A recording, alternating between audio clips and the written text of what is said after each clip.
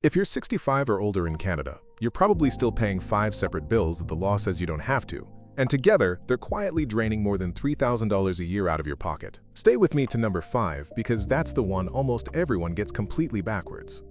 Number 1. Your monthly bank account fee. The day you turn 60, most of Canada's big banks will drop it, but they will never phone to tell you because that fee is pure profit for them.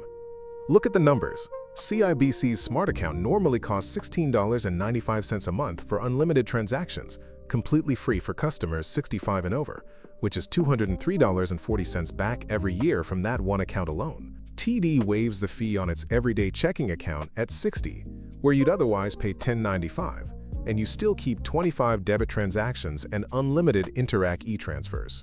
BMO's Practical Plan is free at 60. Scotiabank discounts at 60, and RBC trims or waives its fees at 65. Add it up, and that's around $200 a year you're handing over for nothing. Here's the mistake that costs people the most.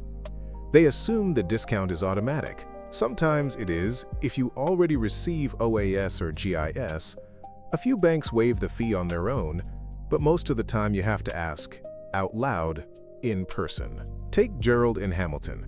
He retired at 62 on TD's 1095 plan and kept paying it until 67, then finally asked in a single visit and it vanished the same day. 5 years times $131 is over $650 he never needed to pay. When he pushed and asked them to backdate it, the teller credited him 3 months, nearly $40, right there on the spot, because he simply asked. The bank will not volunteer money back to you. So your action this week is simple. Walk into your branch and say these exact words. I'm a senior. Please move me to your no-fee seniors account. Then ask if they'll backdate it. Number 2. The deductible on your prescriptions. In Ontario, every person 65 and over is automatically enrolled in the Ontario Drug Benefit. But here's what they don't spell out. Under the standard plan, you still pay the first $100 each program year as a deductible, and then up to $6.11 on every prescription after that. Picture a senior on 6 regular medications refilled monthly. That's the $100 deductible, plus roughly $6 a fill 12 times over. So $440 a year gone before you've bought a single new drug. What almost nobody tells you is that there's a second program sitting right behind it. The Seniors Co-Payment Program erases that $100 deductible completely and drops your cost to just $2 a prescription, as long as your net income is $25,000 or less as a single senior, or $41,500 as a couple. That is the line between paying hundreds and paying almost nothing. Here's the specific mistake that burns people. The program year runs August 1st to July 31st, so if you fill everything in August and September, you eat that whole $100 deductible in the most expensive months, and then never apply for the co-payment program you already qualify for. Frank did exactly that for years, refilling 4 pills every quarter and paying $200 a season, until a pharmacist spent 10 minutes signing him onto co-payment, and his cost dropped to $2 a fill, under $100 for the whole year, a swing of nearly $300. If you live outside Ontario, your province has its own version. British Columbia's Fair Pharmacare works on the same income-tested idea. Your action is one sentence to your pharmacist today. Am I on the seniors drug plan, and do I qualify for the low-income co-payment? The pharmacist already has the form. Number 3. Income tax on your pension money, and this is where the real dollars hide. On your 2025 return, if you're 65 or older and your net income is under $45,500, you can claim the age amount $9,028 on line 30100. On its own, that one credit knocks roughly $1,260 off your federal tax bill. Now stack it. Add the $2,000 pension income credit, add your basic personal amount of $15,705, and thousands of dollars of your retirement income simply are not taxed at all. Here's the trap that costs low-income seniors the most. They don't file a return at all, thinking, I don't owe anything. Why bother? That is exactly how you lose it. You can't claim the age amount if you never file. And worse, not filing can freeze your GIS payments completely. That's up to $11,000 or $12,000 a year gone, because CRA needs your return to recalculate them every July. Consider Doris, who skipped filing on a tiny income and had her GIS suspended in the fall. One late return restored a payment worth far more than any tax she ever owed. And if your own income is too low to use the whole age amount, you don't forfeit the rest. You transfer the unused portion to your spouse on line 32,600, so not a dollar is wasted. Married couples should also be splitting eligible pension income. Move up to half of one spouse's pension onto the lower earner's return, and a couple can shave $1,000 or more off their combined bill by dropping into a lower bracket. Before I go on, remember number 5. Because it's the one bill on this whole list, you can legally stop paying for the rest of your life, and most people turn it down for exactly the wrong reason. Your action here: file every single year, even at zero income, and make sure line 30,100 is actually claimed. Number 4. A big piece of your property tax, handed right back to you. If you own and live in your home in Ontario and you're 64 or older, the Senior Homeowners Property Tax Grant gives you up to $500 a year, straight back into your bank account.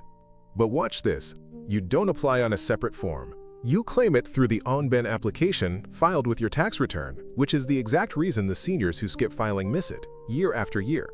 On top of the provincial grant, a large number of cities and towns run their own property tax rebate programs for seniors on fixed incomes. Toronto, for one, offers eligible low-income seniors a deferral or a rebate worth several $100s, and they advertise them almost nowhere. Take Margaret, a widow in a small Ontario town living on OAS and GIS. She finally claimed the $500 grant she'd missed for 3 straight years, $1,500 right there, and stacked her municipal rebate on top for over $1,800 back in a single filing season, purely from paperwork she didn't know existed. The mistake is assuming your municipality will reach out and tell you what you're owed. They will not. Those 3 missed years are simply gone, because most provincial grants only let you refile a few years back, and Margaret's 4th missed year had already expired for good. Your action this week: make sure the on-ben is filed with your return. Then spend 5 quiet minutes on your city or town's website searching the words Senior Property Tax Rebate. Number 5. And this is the one people get completely backwards. You can legally stop paying your property tax bill entirely. In British Columbia, homeowners can defer their full property taxes through the province at roughly 1 to 3% simple interest, closer to 1% under the lower income and family programs, with the amount repaid only when you sell the home or pass it on.